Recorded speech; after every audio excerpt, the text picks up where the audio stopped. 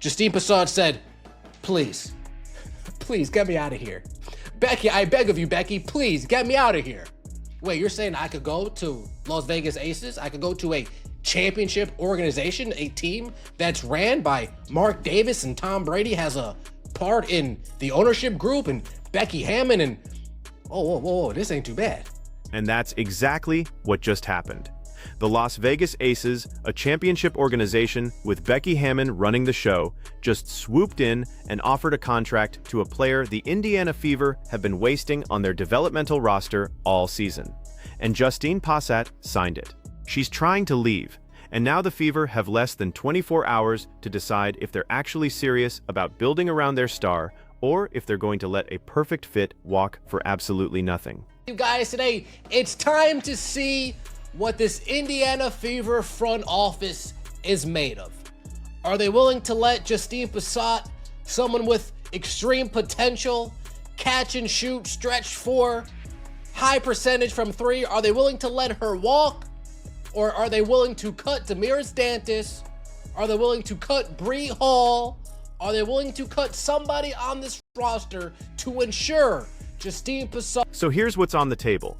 Justine Pissott is a catch-and-shoot stretch four with a high three-point percentage. Exactly the kind of player you want next to Caitlin Clark. Someone who can space the floor, knock down open looks, and doesn't need the ball in her hands to be effective. She's been sitting on the Fever's developmental roster all season, dressed in street clothes, giving fans a fashion show, while the team trotted out players who don't fit the system nearly as well. And now, the clock is ticking. The Fever can cut someone, Temi Fagbenda, Damiris Dantas, Brea Hall, and bring Pissott onto the main roster. Or they can let her walk to Las Vegas, where she'll learn behind Aja Wilson and play for an organization that actually knows what it's doing. The question isn't whether Pissott is good enough. The question is whether the Fever front office has the guts to make the obvious move. The Las Vegas Aces have tendered an offer sheet to Fever developmental player Justine Pissott. The Fever have just 24 hours to respond via putting her on the standard roster before she heads to the Aces. Somebody who we've asked all season long, can we call her up? Can we see what she's got? But instead, we go out and we sign Grace Van Tooten. We give her a standard roster spot, while Justine Pissott, somebody whose game actually fits more with our star player, sits on the bench and gives us a fashion show every night. And that's the part that should bother you. The Fever have been reactive all season, always a step behind, always scrambling, never ahead of the curve. Fans have been asking for Pissott to get called up for months. Instead, the front office gave a standard roster spot to Grace Berger. They brought in Monique Billings and Temi Fagbenda as their big offseason moves. Meanwhile, a second-round pick who actually complements their franchise player sat on the bench, unused. Now the Aces, who already have Aja Wilson, Chelsea Gray, Kelsey Plum, and Jackie Young, are being proactive. They saw value the Fever ignored, and they went after it. That's what championship organizations do. They don't wait. They don't hope things work out. They identify talent, they make the move, and they don't apologize for it. But wait, is Las Vegas' roster not full yet, or do they want to take her? No, Las Vegas is ready right now to cut somebody off that roster to bring Justine Pissott in. They're saying, all we got to do is wait. As soon as the time's up, somebody's getting cut here, and you're coming to Las Vegas. They're being proactive. How the Indiana Fever are always being reactive. It's kind of odd, right? People complain about the WNBA always being reactive, but the Indiana Fever, they're just as reactive as the WNBA. They're just as reactive as Kathy Engelbert. They're not proactive at all. The Aces are celebrating right now because they know what they just did. They poached a young player with real potential from a division rival who didn't have the sense to use her. And if the Fever let this happen, it's not just losing Pissott, it's sending a message to every other player on that roster and every future free agent. The message is, we don't know what we're doing. We don't value fit. We don't build intelligently around our best player. Because let's be clear about what Pissott brings. She's not a lockdown defender, but she's not a liability either. She's competent, she's smart, and Becky Hammon has turned lesser defenders into contributors in championship rotations. When you have Aja Wilson protecting the rim and Kelsey Plum hounding ball handlers, you can hide a solid team defender who shoots 40% from three. The Aces know this. The Fever apparently don't. She's a better defense than I think people give her credit for. She's not a lockdown. She's not a great defender. Becky Hammon can make it work. Becky Hammon can make it work. Especially when you got somebody like Aja Wilson shutting shit down in the paint. Yeah, they'll make it work. When you got a ball hawk like Kennedy Carter out there, yeah, she'll make it work. Oh, wait, so Becky Hammon's thinking, wait. So I can put Alyssa Smith on the bench because she doesn't really stretch the floor for us. I can have Jackie Young out there. I can have Kennedy Carter out there. I can have Chelsea Gray out there. I can have Justine Pissott out there. And I can have Aja Wilson out there. And here's the lineup the Aces are already imagining. Chelsea Gray running the point. Jackie Young and Kelsey Plum on the wings. Justine Pissott spacing the floor at the 4. Aja Wilson in the paint. Or you go smaller. Plum, Young, Chelsea, Pissott, and Wilson, with ridiculous shooting and enough defensive versatility to switch everything. That's a closing lineup in the playoffs. That's a lineup that wins you a 4th championship. Meanwhile, the Fever are sitting there with Damiris Dantas, a veteran who gives them experience and depth but doesn't move the needle in any meaningful way. Dantas isn't bad. She's just not someone you choose over a young, high-upside shooter on a 4-year minimum contract who fits perfectly with your franchise point guard. But that's the decision the Fever are about to make, unless something changes in the next few hours.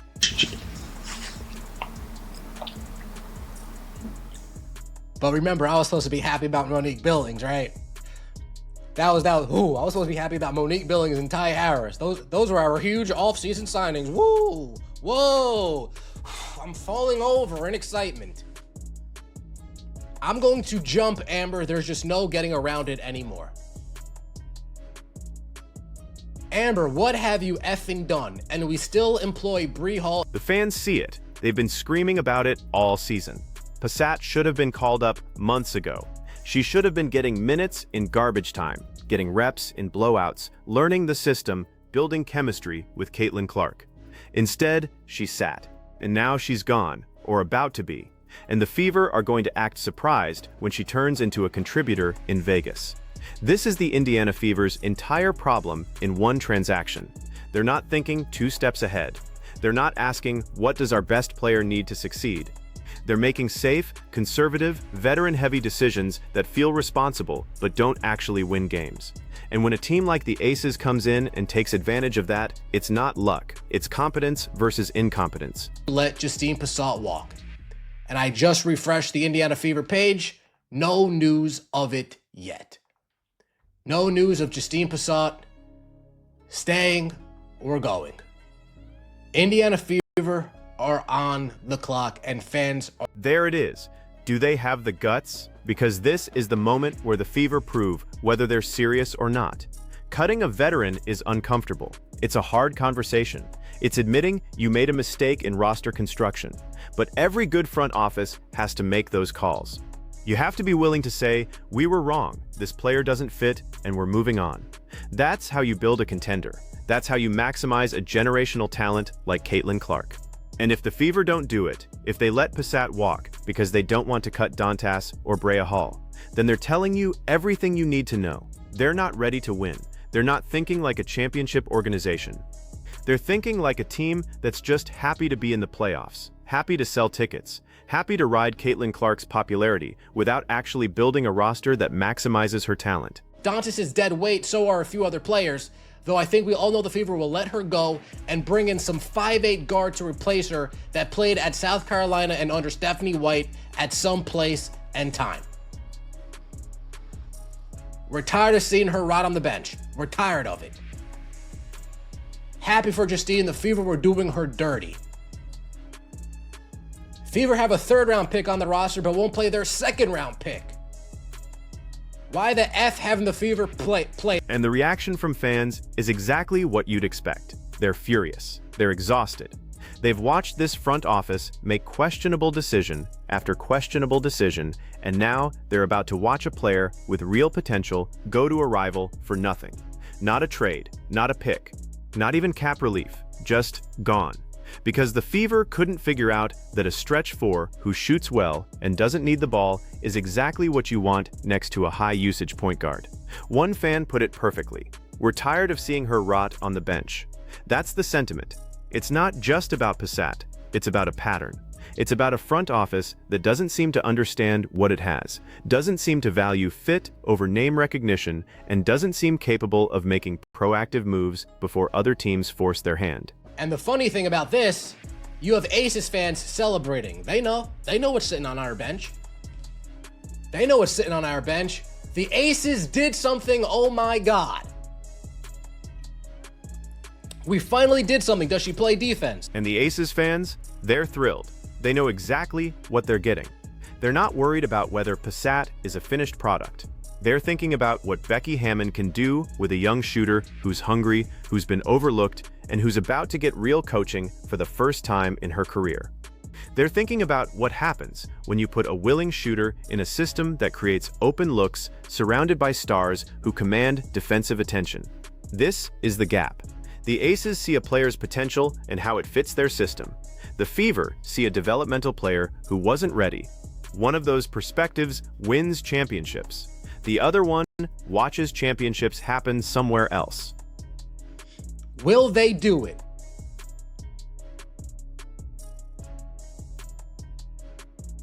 Good job, Fever. Justine would fit in too well with Caitlin Clark's style of play.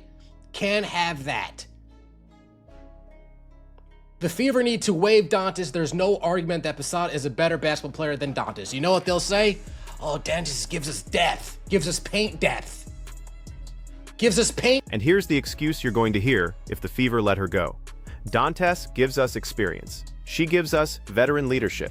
She's been in big moments. All of that is true. None of it matters if she's not making you better on the court. Experience is valuable when it comes with production. When it doesn't, it's just an excuse to avoid making a hard decision. The Fever don't need more veterans. They need players who fit. They need shooters who can play off Caitlin Clark. They need people who don't clog the paint, who don't need the ball, who can punish defenses for overcommitting to the star. Justine Pissott is that player. Damiris Dantas is not. It's that simple. She's praying. She's hoping. She's waiting. Let me go. Shout out to Mick Talks Hoops. The Fever have few hours to prove they're a serious franchise by cutting Dantas rather than a young player with potential who's on a 4-year minimum contract. Do the Indiana Fever, do they have the guts? Are they going to prove that they are actually a real deal organization? So what happens next? If the Fever make the move, if they cut someone and keep Pissott, it's a signal that maybe, just maybe, they're starting to figure it out. It means they're willing to prioritize fit over comfort.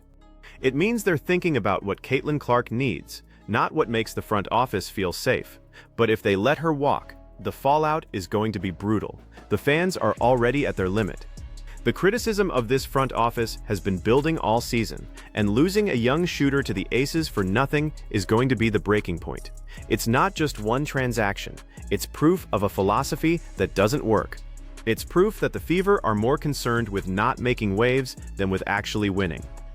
And Justine Pissott has signed that contract offer. Now the Indiana Fever,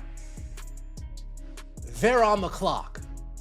Are they going to cut somebody and bring Justine Pissott on the main roster? 24 hours. That's all the time they have. The Aces submitted the offer sheet. Pissott signed it. Now the Fever either match by putting her on the main roster, or they let her go to Las Vegas and watch her contribute to a championship contender while they're stuck wondering why they can't get over the hump. And the really frustrating part? This was avoidable. The Fever could have called Pissott up at any point this season. They could have given her minutes in blowouts. They could have seen what they had before another team came calling. But they didn't. They waited. And now they're in a position where they're reacting to the Aces instead of controlling their own roster. I won't do a video. I'll probably just edit it in the description if they let her walk. Unless it's tomorrow, I probably won't do a video. I'll just edit it in the description. Let me know your thoughts in the comment section below. Like the video, hype the video, and subscribe to the channel. That would mean so much to me. See you next time, and as always, take it easy. So here's the question you have to ask if you're a Fever fan. Do you trust this front office to make the right call? Do you believe they understand what it takes to build around a generational talent? Or are you sitting here watching the clock tick down, knowing exactly how this is going to end? Because if the Fever let Justine Pissott walk to the Las Vegas Aces, it's not just a mistake, it's a statement. And the statement is, we're not ready to win. We're not thinking like champions.